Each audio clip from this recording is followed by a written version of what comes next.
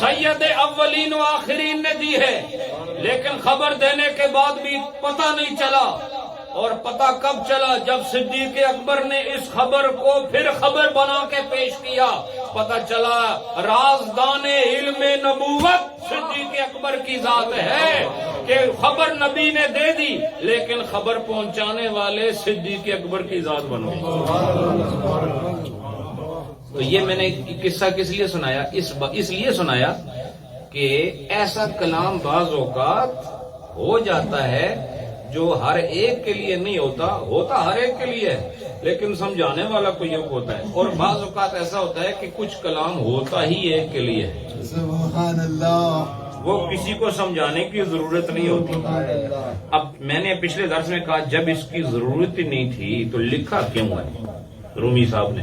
اس کا جواب یہ ہے کہ رومی صاحب نے نہیں لکھا، یہ حسام الدین چلپی نے لکھا ہے۔ ایسا ہی حضرت، یہ لکھنے والے وہ ہیں، وہ تو اپنے حال میں گم ہوتے تھے، وہ بولتے جاتے تھے یہ لکھتے جاتے تھے، وہ بولتے جاتے تھے یہ لکھتے جاتے تھے۔ اور صوفی کا صاحب حال ہونا ثابت ہے، تو وہ اپنے حال میں کوئی بات کرے تو پھر اس کو شریعت کا حکم کیا ہے؟ شریعت کا حکم یہ ہے کہ اس کو قرآن و سنت کے کسوٹی پر رکھو، چاہے وہ کتنے بڑے صوفی کا کلام ہو، اگر اس میں تمہیں نظر آئے کہ سکم ہے تو تم اس کو چھوڑ دو، اسی کی ذات تک محدود رہنے دو، دوسروں کو بھی منع کرو کہ تمہارا اس سے کوئی تعلق نہیں ورنہ گمراہ ہو جاؤ گے۔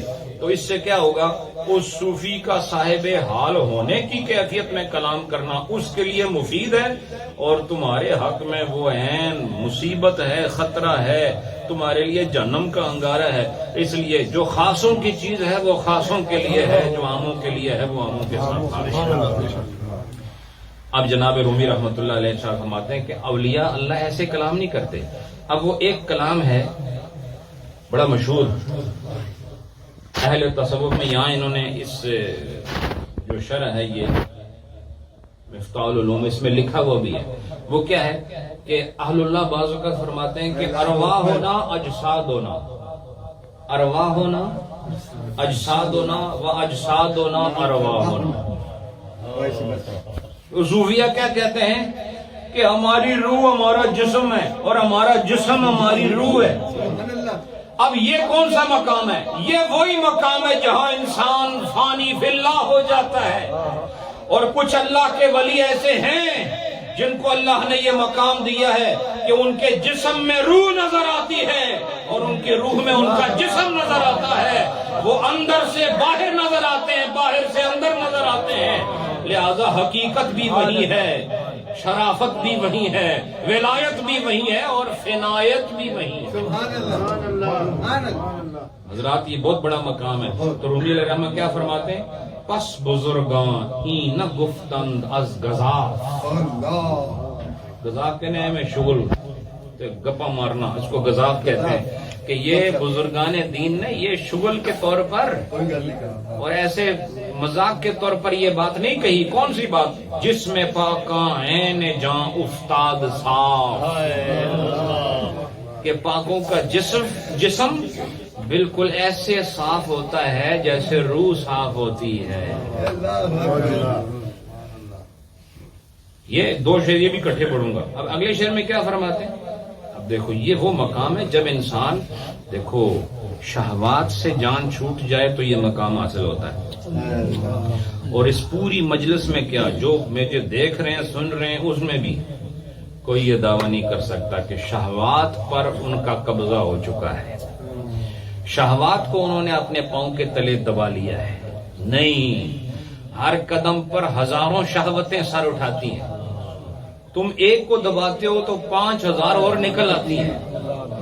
حضرات بہت مشکل بات ہے، یہ تصوف کا جو سفر ہے واللہ ابھی شروع بھی نہیں ہوا ہے، یہ بہت بڑا سمندر ہے، اور حقیقت کہوں تو ابھی اس کا ایک قطرہ بھی چکھنے کا موقع نہیں ملا ہے۔ یہ میں کہہ رہا ہوں، یہ میں کہہ رہا ہوں آپ کو، مجھے بھی یہ پتہ نہیں بعض لوگ کیا کیا سمجھتے ہوں گے، لیکن میں کہہ رہا ہوں اس دریائے معرفت و تصوف کا بھی ایک قطرہ بھی چکھنے کو نہیں ملا۔ اس کی وجہ کیا ہے کہ سامنے بہت بڑی بڑی آڑ موجود ہے، بڑے بڑے سپیڈ بریکرز موجود ہیں، बड़े बड़े पर्दे मौजूद हैं, एक को हटाते हैं 10 और पर्दे आ जाते हैं। एक ख्वाहिश पर काबू पा लें तो अंदर से खुशी होती है, आज मैंने इस गुनाह से अपने आप को बचा लिया, तो अगले दिन 10 गुनाह और हो जाते हैं।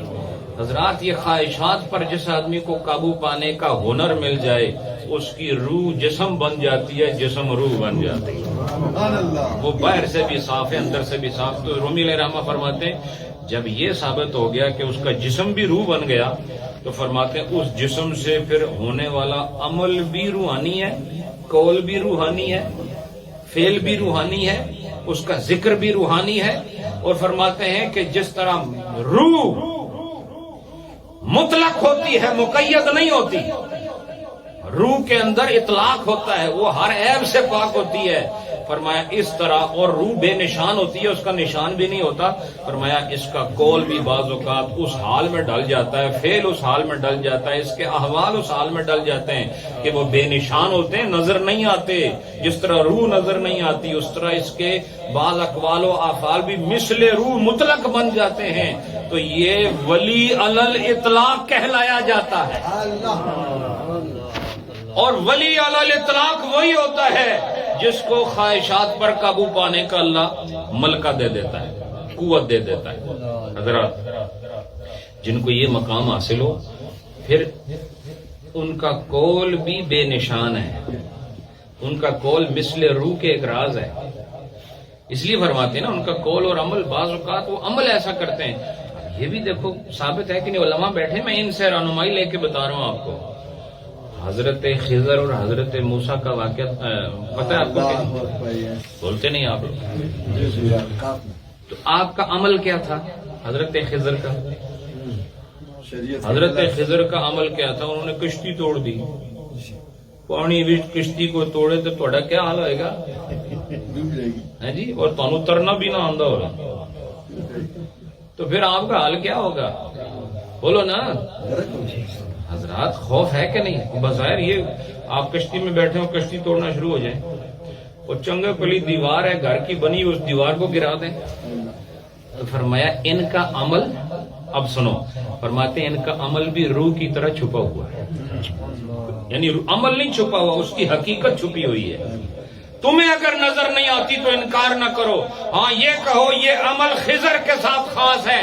अब खिजर का अमल अपने सामने रखकर तुम किसी के घर की दीवार नहीं गिरा सकते, ना तुम कश्ती को तोड़ सकते हो। क्यों?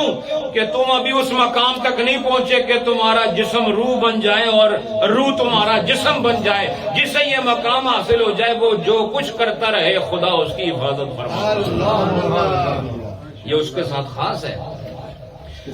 तो जिस तरह उनका जिस्म रूह की मिसल हो जाता है और बेनिशान हो जाता है, इसी तरह उनका अमल उसी जिस्म से सरजद होने वाला वो भी हकीकत के लिहाज से बेनिशान होता है, नजर नहीं आता ये क्यों कर रहा है। इसी तरह मैंने आपको बताया था कि मंसूर हल्लाज रहमतुल्लाह अलैह ने कहा था अनल हक। फरमाया अब ये कहने के लिए सिर्फ मुंह नहीं चाहिए, मुंह ये वास्ते अंदरों बाहरों एक होने